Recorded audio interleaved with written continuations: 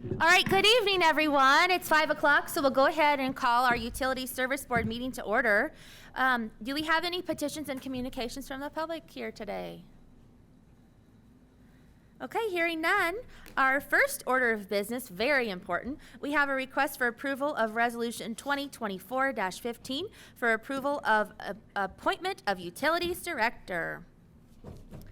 And it is our pleasure to bring the resolution as Catherine Zager as our permanent Utilities Director. Yeah. Okay, we'll clap again when we approve it. On this item, are there any questions or comments? Congratulations. We're really pleased to have you. We look forward to a great tenure of yours. Yes. Thank you. Yeah.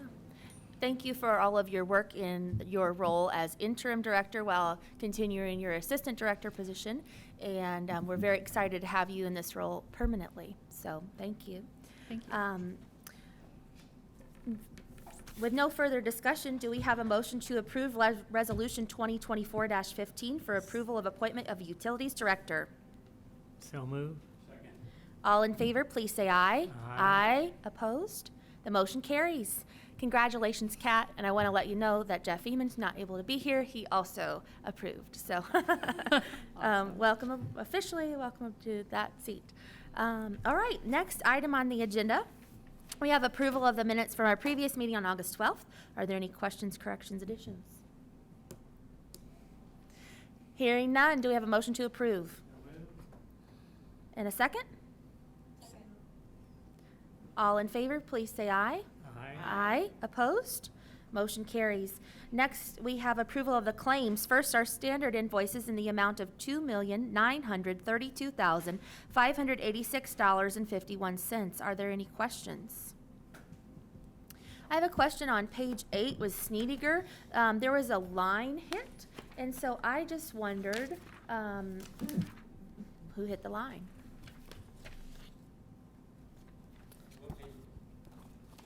It says boring work at 622 West 6th Street to be repair hit service line, $3,000.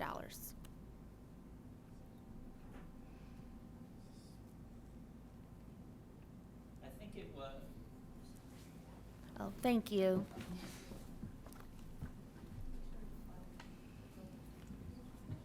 Page 8. James Hall, Assistant Director of T&D. I'd have to look further, but we did have a hit service line on 6th Street from AEG, the fiber installers. Okay. They hit our line and a gas line. I believe that was on 6th Street at the same time.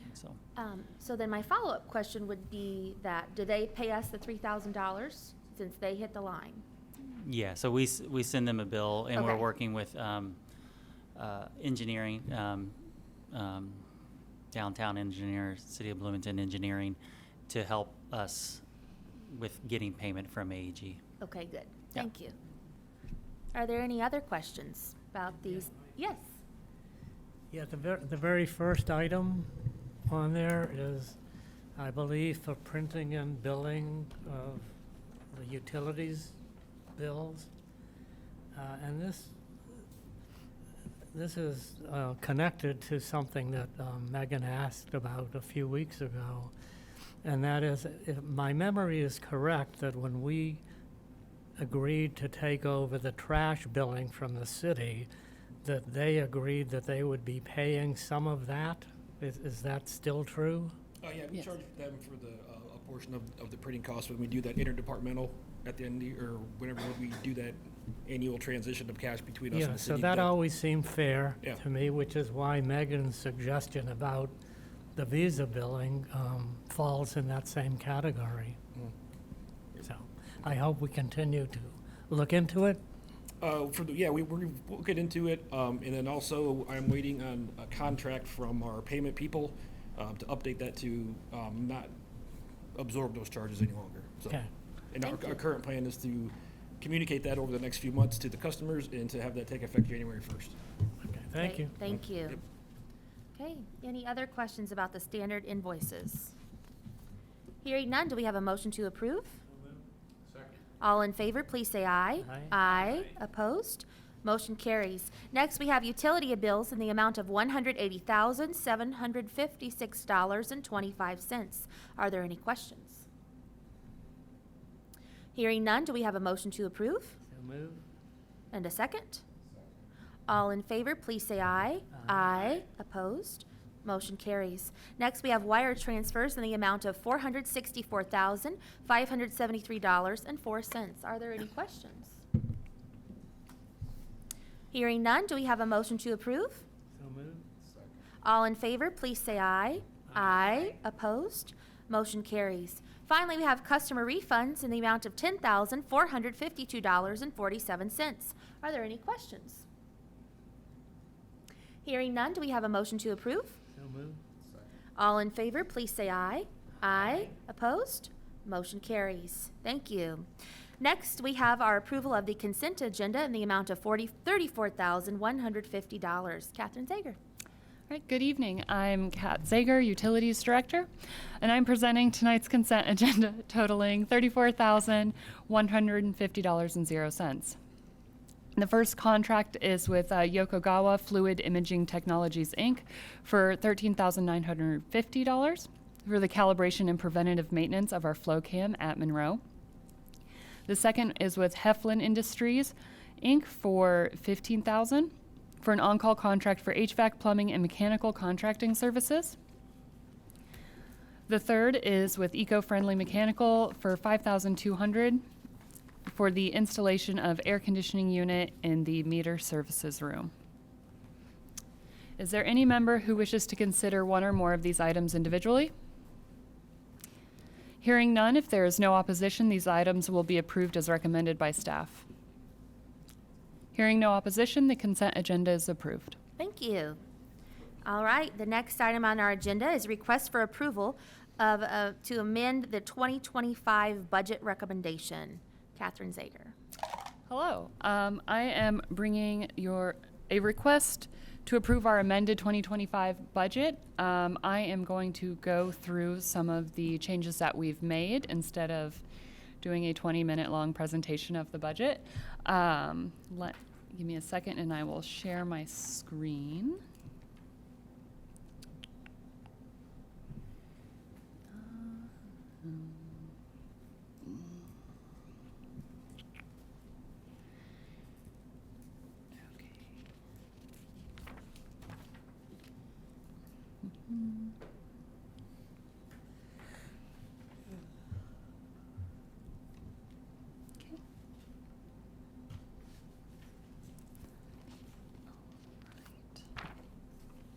There's that. Okay, and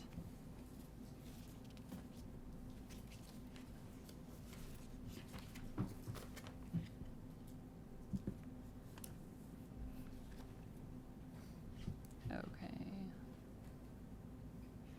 Frank, how do I put this in present mode? View. Okay. Aha. Thank you. All right. Okay. Our first change to the budget presentation is, my goodness, okay, is that for our opportunities, this is where we've included all of our work that we've done on the Winston Thomas site in the proposed service center. We showed that we have spent $858,000 in the demolition and preparation of the site. And so far we have spent $698,000 in the design of the service center itself. We have completely cleaned the Winston Thomas site of debris from the former plant and from all the dumping that was happening at Winston Thomas. We're putting this parcel in a good position for future development of a service center potentially. We've also contracted with Champlin, who helped develop 50% designs for the future service center. This really was an intensive process that involved a lot of input from staff to really nail down what the needs of CBU is going to be in the future. We're also continuing work on a floodplain redetermination on the northern half of this parcel so that we're able to open this up for additional options for future use. We changed the opportunities section to put more of a spotlight on Winston Thomas, but we also kept that Wessler is performing their full asset inventory at Monroe Water Treatment Plant, as that's going to inform our rate case. We're very excited about that. We're excited about the implementation of Title 13 and all the work that's going to go into that, and how that's going to help improve our review processes.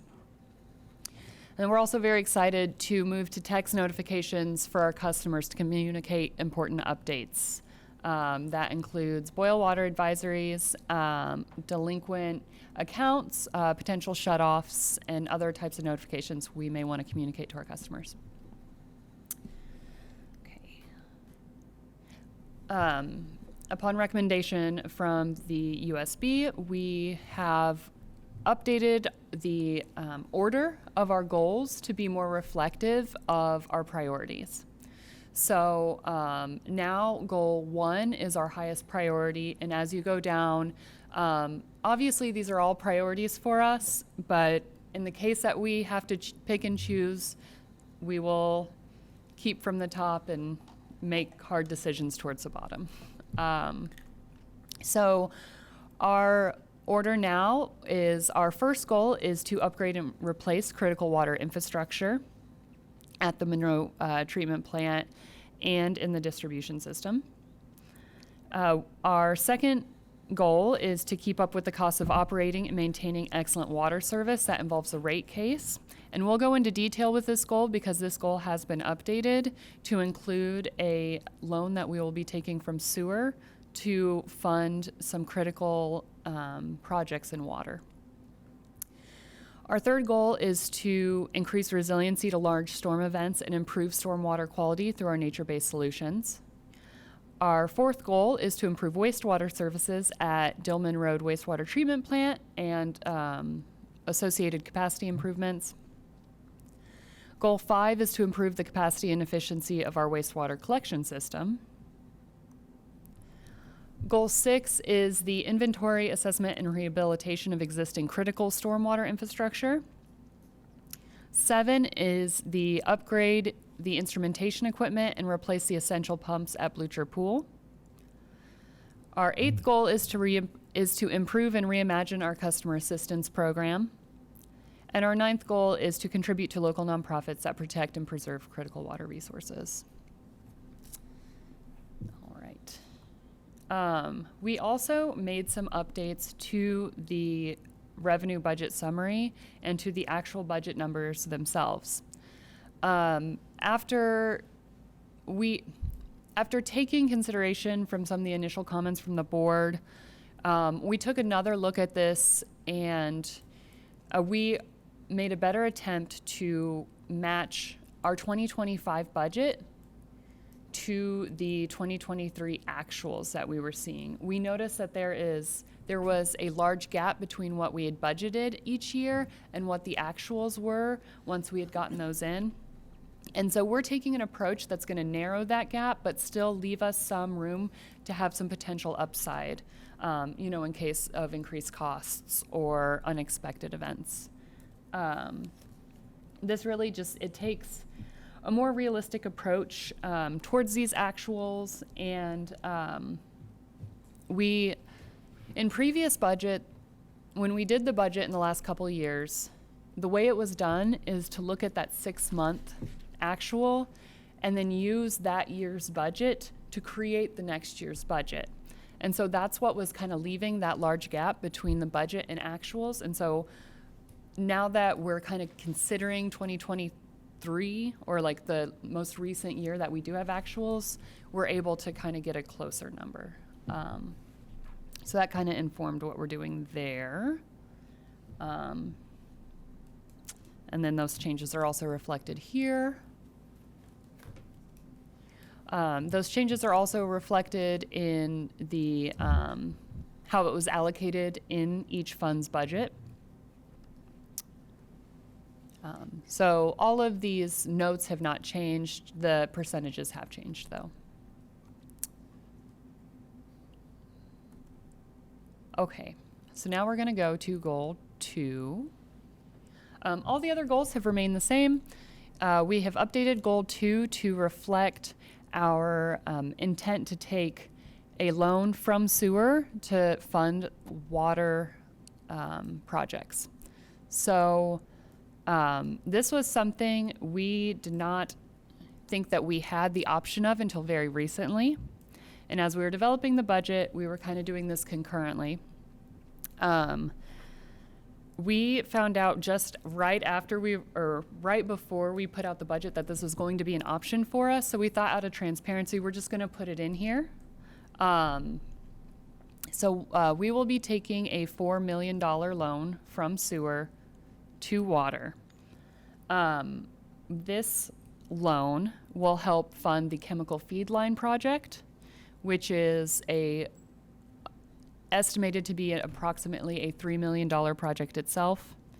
This will also help fund some other projects smaller projects that we're doing in water. A lot of these are projects that have to do with keeping up with item compliance. Some of the responses that we have from our latest sanitary survey require some inspections, tank upgrades. I know that we have alum tank repairs that we need to make, and those would be included in this loan.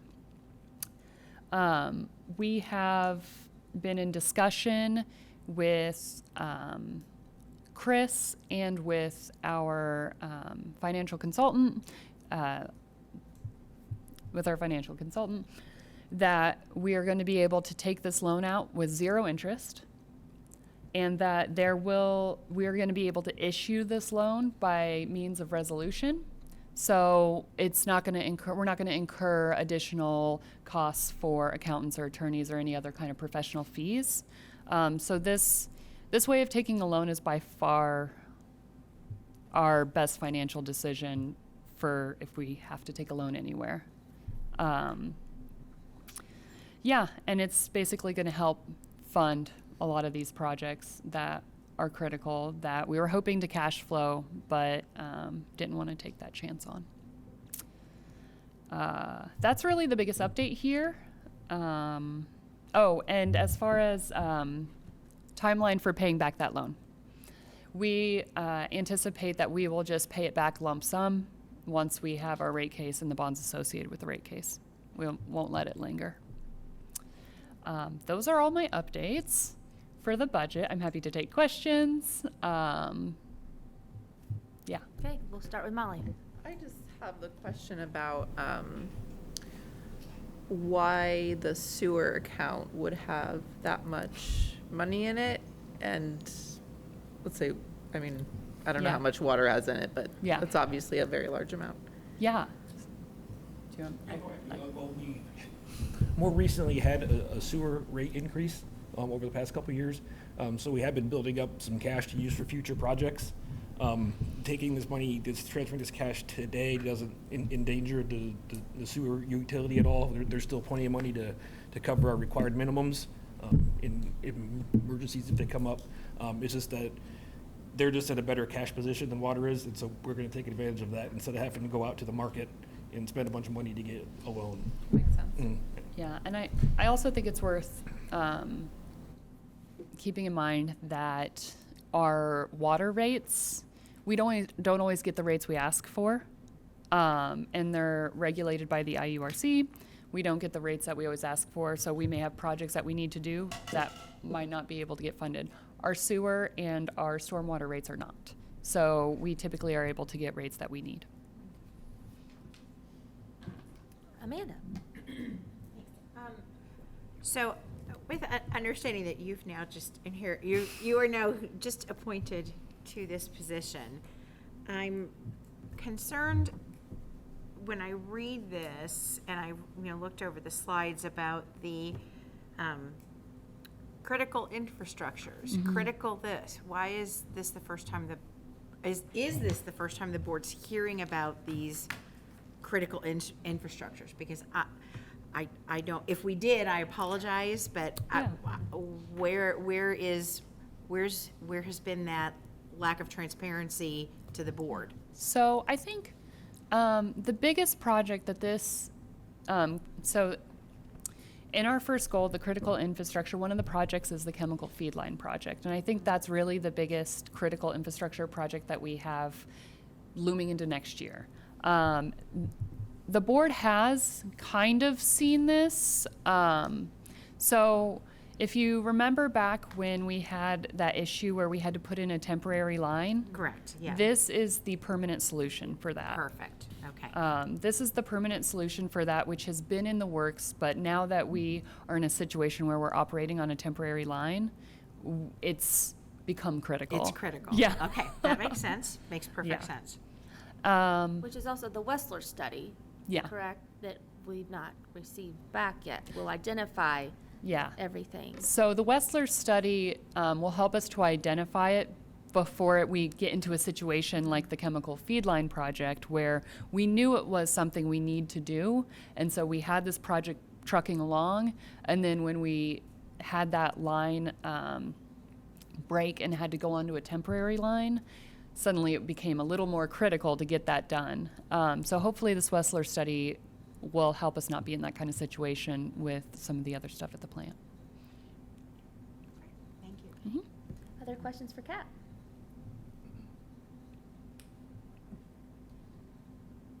No, okay. All right. Well, hearing none, do we have a motion to approve the amended 2025 budget recommendation? So moved. All in favor, please say aye. Aye. Opposed? Motion carries. Thank you for your continued work on this. We know it was a lot and updating everything and new templates, and so we wish you the best of luck. The presentation is tomorrow, correct? Or is it Wednesday? Wednesday. Wednesday, and at what time? Last. We're last. All right. Thursday. Can we watch on the cat? Is there a live feed? Yeah. Okay. Yes. All right. Well, good luck, and you. we know you'll be doing a great job for us. Thank you. All right, next on our list, we have request for approval of amendment number 1 with Everett J. Prescott, Inc., James Hall.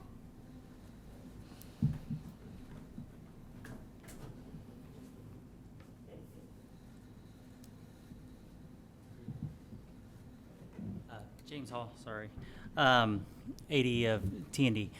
We have a contract that was signed earlier this year to install additional antennas and radios to help us get better coverage around the city for our AMI system. Tonight, we're asking for that contract to be extended. Some of the parts took longer than it anticipated to come in, and we're just asking for an extension on that contract. Okay, thank you. Any questions for James? Hearing none, do we have a motion to approve the amendment number 1 for the Everett J. Prescott, Inc.? So moved. All in favor, please say aye. Aye. Opposed? Motion carries. Thank you, James. Thank you. All right, next we have a request for approval of change order number 2 with Performance Pipelining, Inc., Kevin White. There, Kevin White, Capital Projects Coordinator. The 2024 lining project is now complete, and so this change order is just to rectify final quantities and payment to the contractor. We were able to get over 14,000 feet of 8-inch sewer lined, 450 feet of 10-inch sewer, and 124 feet of 24-inch sewer lined within this project, in addition to roughly 65 private laterals lined. Happy to ask or answer any questions that the board may have. Questions for Kevin? Well, I'm so glad we were able to get this done. Thank you. Absolutely. So, if there are no further questions, do we have requests for, do we have a motion to approve change order number 2 with Performance Pipelining, Inc.? So moved. All in favor, please say aye. Aye. Opposed? Motion carries. Thank you. Thank you. All right, moving on. Do we have any old business from the board? Old business from staff? Yes. Yes, okay.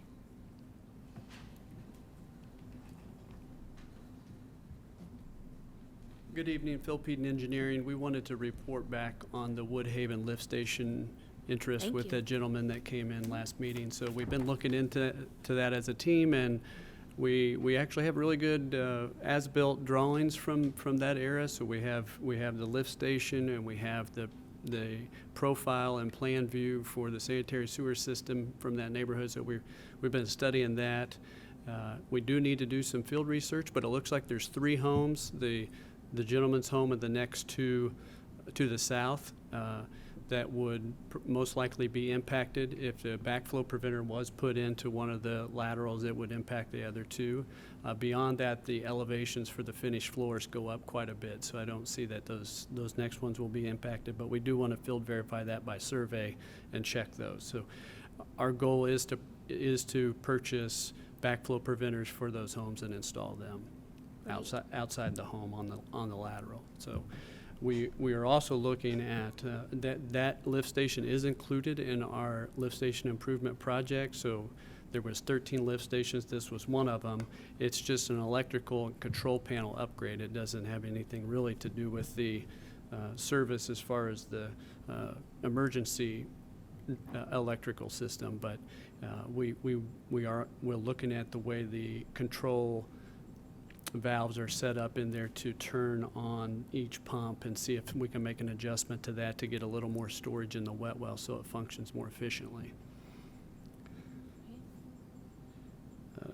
There are some options for electrical emergency backup, and that is what we call the pigtail, which is just a small plug-in that kind of hangs down, and that can have a mobile generator hooked up to that or a permanent generator. We're looking at get some costs and then evaluating that cost for adding one at this site. Can I answer any questions? Kirk, yes. Yeah, so we talked last time about, and I think you partially addressed it, the elevations in the area, and one of the petitioner was concerned that if we do the backflow preventers, that the elevations would perhaps cause other customers in the area to if it's not going into his basement, it's going to go into others. And I guess I'd be asking for you to take a look to make sure that as you look at those elevations, that like we do as you engineer other lift stations, we're not in a spot where anybody is so low that that's going to happen. So I think what that would mean is instead of it backing up into people's houses, it would overflow at the station instead of backing up the pipeline. Is that where we are? Yeah, generally there's some level of provision that you should do when you make a review of that or design it as an engineer to where you're allowing some amount of freeboard to where that can stage up into the pipe system beyond the wet well and still not impact the home.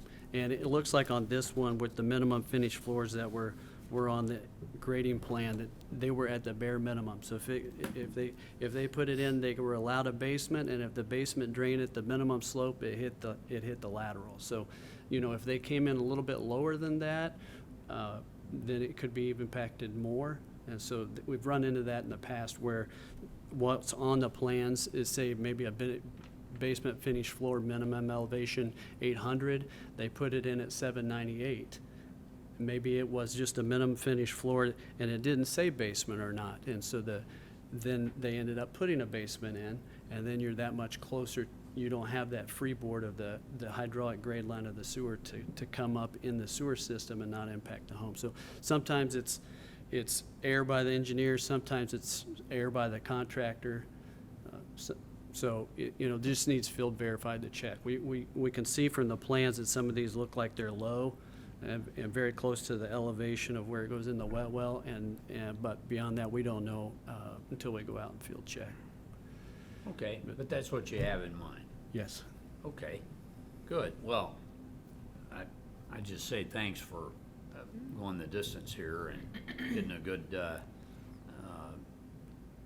enduring solution to the problem. Yeah, I think the more I talk to staff members about this, the more we felt it's so important for us to find a solution for not only this particular location, but other ones that might be in the same similar circumstance in a neighborhood close to a home. A lot of our lift stations are not necessarily this close to a home. They're out on their own.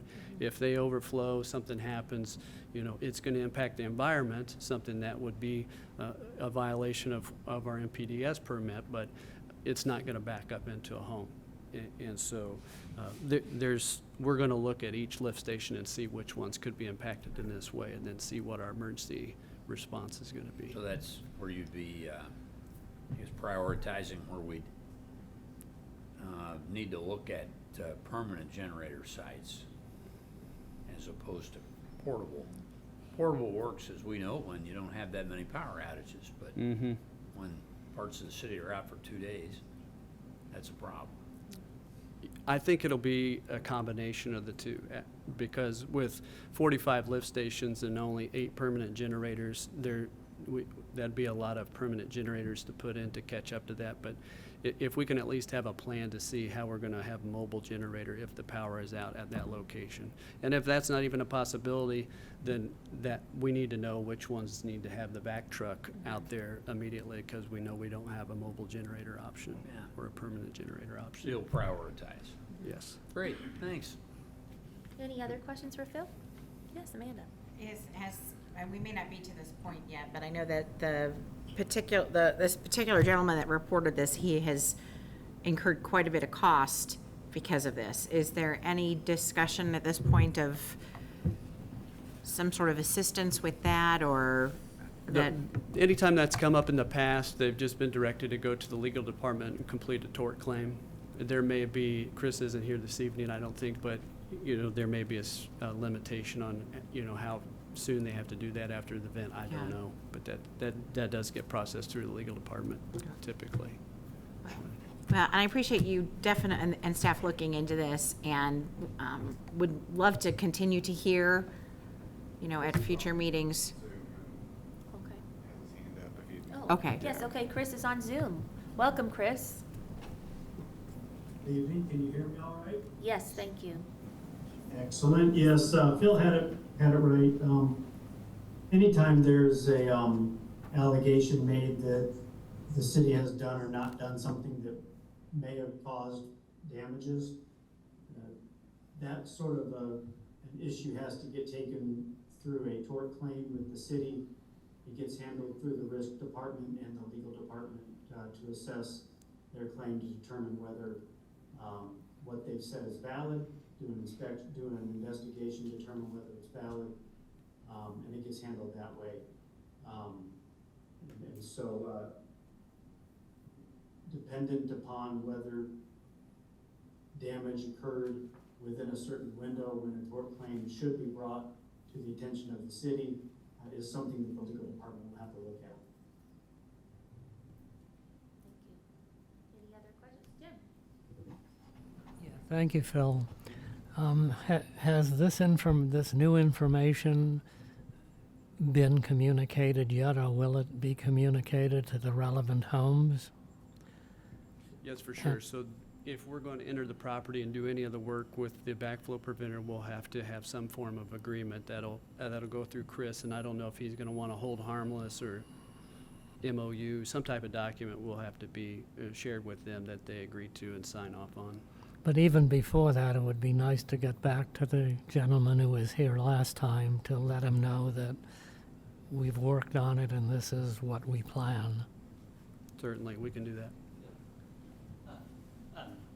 We are in contact with him. Okay. My team, who will be doing the installation of it, we've been talking to him about it. So. Right, and James, is he aware of the possibility of a tort claim? I don't know that, but we can talk to him about Okay. that. We have cards that all my crew carries around, and we can give him one of those cards that has all the information and steps to file that. Okay, that'd be great, thanks. Any other questions? Well, thank you. It looks like it was a big team effort on this, and we appreciate that for our customer and that whole area. And glad that, we can prioritize this lift station that maybe wouldn't have been on the priority list had he not come last week. So thank you for your work on that and the update. You're welcome. Is there any other old business? Okay. Well, Kat, would you just please provide, I don't think there's an update yet, but last week when we had our other petitioner here, and I know that our team is just looking into that, and we've not had a chance to have anything back here yet. Is that correct? Yes. Okay. So, I've been talking with legal and with the Office of the Mayor. as far as how to move forward with our policy now that our waivers cannot be used as a means of connecting outside of the city, outside of our service area. We do not have an update on how to move forward without that. And we have communicated to Steve Smith that we will reach out so that they're aware of when they can come back to the USB meeting to discuss. That's basically where we're at right now. Questions for Kat, Amanda? I just have, now that Thank you. we've had, 2 weeks to let everything sink in. Mm-hmm. We did not go, we voted, let me see if I gotta figure out how to phrase this. The church was unable to connect because they did not have the will serve in place, correct? Correct. My question is, have there been any other projects since this mandate that we're not to be doing anything because of the annexation? Mhm. Have there been any other projects that were approved to go through that did not have the will serve? And I don't know that you'll have that answer. I don't know if other staff, I don't know.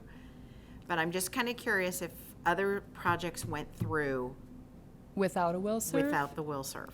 Not that I am aware of, And but I can look into Frank? that. Chris has his hand Oh, up. Chris. Oh, Chris. The answer is no. Okay. Okay. Okay. What was your? I'm saying that it should go through if there's not a will serve. Okay. So it's an N of 1? That's what I'm hearing. There what? It's an N of 1? Correct. Yeah. Yeah. Okay. Okay, thank you. So we'll Mhm. just be waiting to hear an update on that. Yeah. Thank you. Okay. Is there any, so no other old business? All right. Is there any new business from the board? Yes, Kirk. You know, Kat, I think this would be a good opportunity to get an update on the preventive well order and how all that unfolded and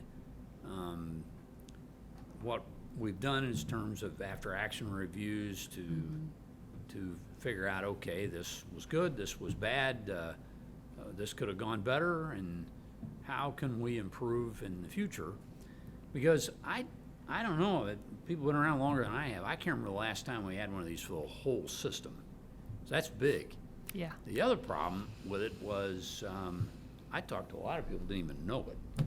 And then they were upset because I put myself and my family at risk and I didn't even know that there was this problem. There's a lot of symptoms to that because we don't have a lot of the media we used to have. And, but we can fix that, and I saw that you've got some communication. We can fix that with us having a subscription to a all user customer, because we're collecting cell phone numbers anyway. So you load those in. There's a lot of great software providers that would allow us to do that. But I guess today would be a good time for us to get where the updates are, the good, the bad, and what we can do to do better. Absolutely. Because there's still a lot, it's over with, and we dodged a bullet, as Megan said, we were lucky. But there was some luck there, because this could have been a lot worse. Yeah. And for it to be that system-wide, I think we could have done better, particularly in communications. But so what's the latest? All right. So yeah, we've been investigating this incident since it happened. And what we've discovered is that there was an error in the programming of the Filters PLC. So as you know, we're doing a new filter media project. Filter 1 was getting new sand for, which is part of the filter media. After the new sand was in place, the operators at night were asked to do what I believe is called a low wash. It's a wash of the sand. And typically that would go to our backflow versus going to the clear well, which is where our clean water is. So when they were running the program, they run it similar to a backwash, except they have to skip through steps to go to the backwash. Unfortunately, there was an error in the program which reset and it dumped to the clear well. So we did the full history, so you can run a history on these PLCs. You can run a history on it. We did a full history of that one and all the other filter PLCs. And we've reprogrammed that PLC and we've set it to where if it resets, it does not reset to the clear well. I believe that is, yeah. So we've set it to where it doesn't reset to go to the clear well. We were able to put the PLC back, so the filter 1, where we were getting the new media, all the new media is in place, and we're now putting filter 1 in service. We put filter 1 in service, I believe, Friday evening, and it's running fine. It's running great. And so, yeah, that was kind of what happened after investigation. We figured out what happened. We have a plan now for how to deal with if there's an error in a PLC, what to do. And then we also kind of rehashed our after action. And so we looked at, response times, call chains. I think all of our operators and our staff did a great job of notifying up the chain. We did a great job of notifying IDEM and working with them to find the solution to get us back into a place where we were producing clean water.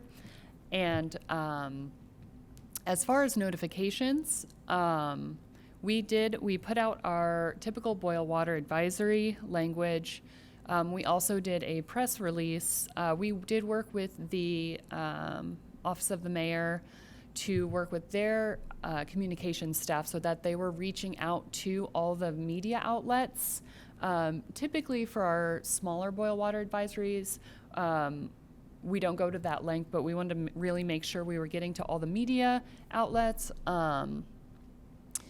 And as far as it being through the notification system that we currently have that's opt-in, it is the county's notification system that we participate in. So that is an opt-in program. It is the same system where you will receive, tornado warnings, things like that.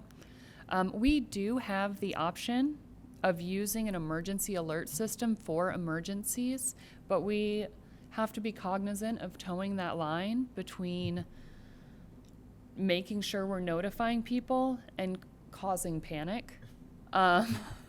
So as it was a precautionary boil water advisory, we made sure that we gave ample public notice, but we wanted to reserve the emergency communications for higher level emergencies.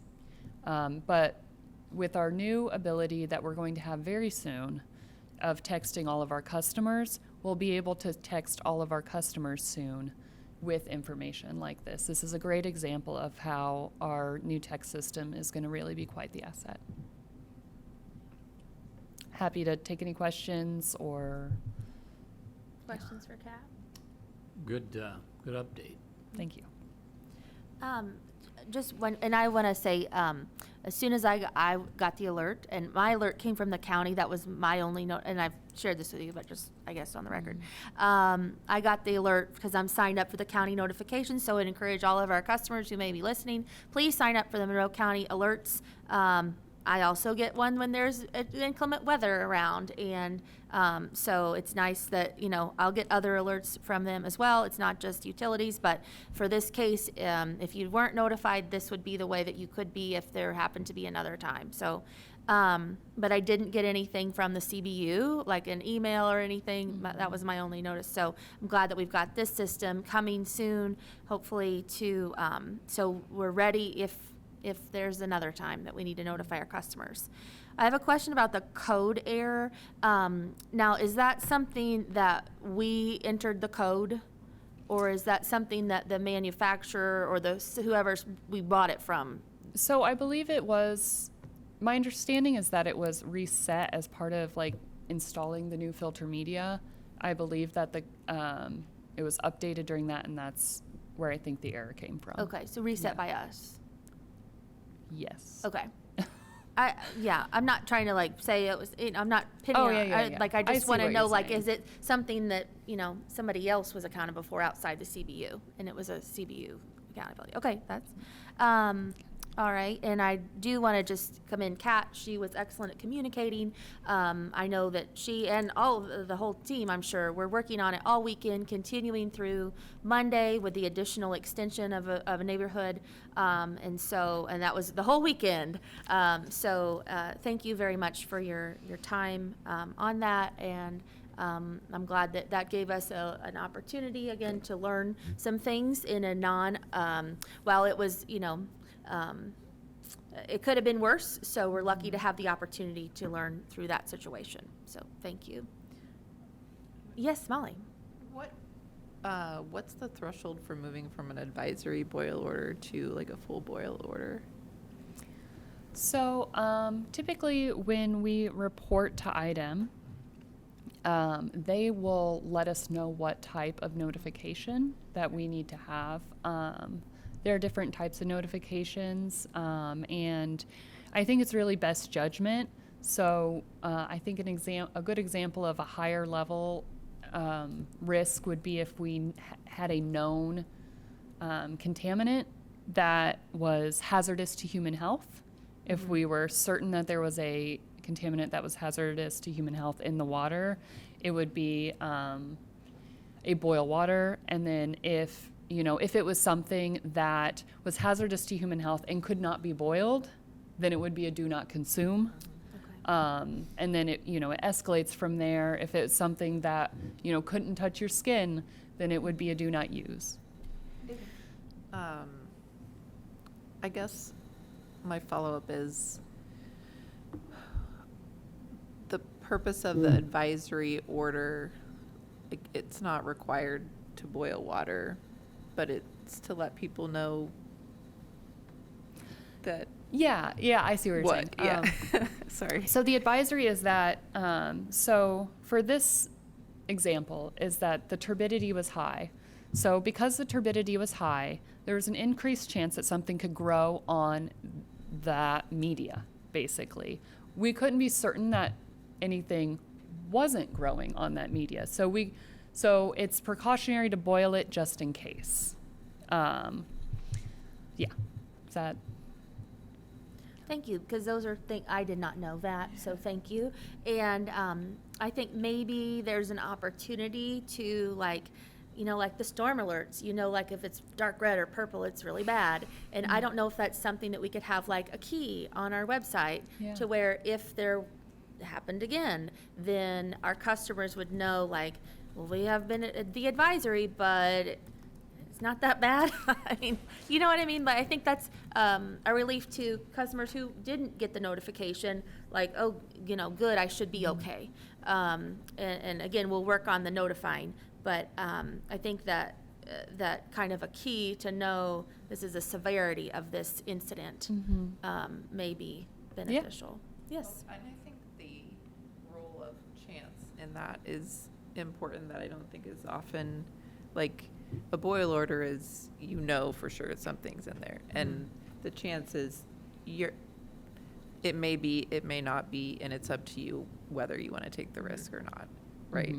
So I think that's a helpful way to look at it, which it wasn't clear to me.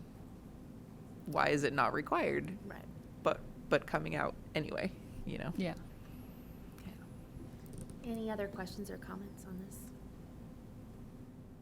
Thank you. Is there any other new business from the board or from staff? There were no subcommittee reports, but we do have a property and planning subcommittee on September 9th. So I know we've got a full agenda for that, and I would encourage everyone to attend if you're available. Yes, Amanda? I would like to make a request for us for perhaps, I don't know if it's the policy or the administrative. I'm just kind of curious of if we need to have a committee meeting to discuss if there's anything that we could or should be doing while the city is going to appeal the annexation ruling. Is that correct? Am I correct on that? And if we might need to look at our policies on this. I know we've discussed that, I think, at the last 2 meetings. And it probably would be good for us to hear something from the mayor's office about what we can and can't do, not only as a board, but also as Kat, in your position as director. Yeah. It has now come up again in multiple meetings that if people are going to make an appeal and the answer is always going to be no, then what's the point of everybody wasting their time and energy on it? So I think if it means us revisiting the policy, or if it means us coming up with another statement of how we are going to handle this in the interim, I think it would be helpful for all of us as board members and those in the public that are considering this. Absolutely. So would that be, is it rules and regs, or is it policy, what subcommittee would that be? I think we Okay. did. I think, Okay, yeah. so So I think it's it's the double check that. administrative Okay. is where it would be, but whichever one is the most appropriate one, I would request that we perhaps have a meeting about that and have the appropriate information in advance. Thank you. So potentially maybe the 23rd of September? Okay. Thank you. Are there staff reports? Yes. We'd like to welcome Drew Hayes, a new laborer/utilities specialist at T&D. Great, welcome Drew, thank you. That's it. Okay. Are there any other additional petitions or communications? All right, well, I'll quickly adjourn this, but I was so excited to get to our appointment of our new director that I didn't read our mission, and I think that's just like a great way to end it and renew a new era with Kat, and so and leading us to enhance the quality of life in our community by providing safe, sustainable, and high-quality drinking water, wastewater, and stormwater services in a cost-effective manner, promoting public health, economic vitality, and environmental stewardship. So thank you for taking on this role, and we look forward to supporting you in it. So thank you. Do I have a motion to adjourn? Thank you, everyone. Have a great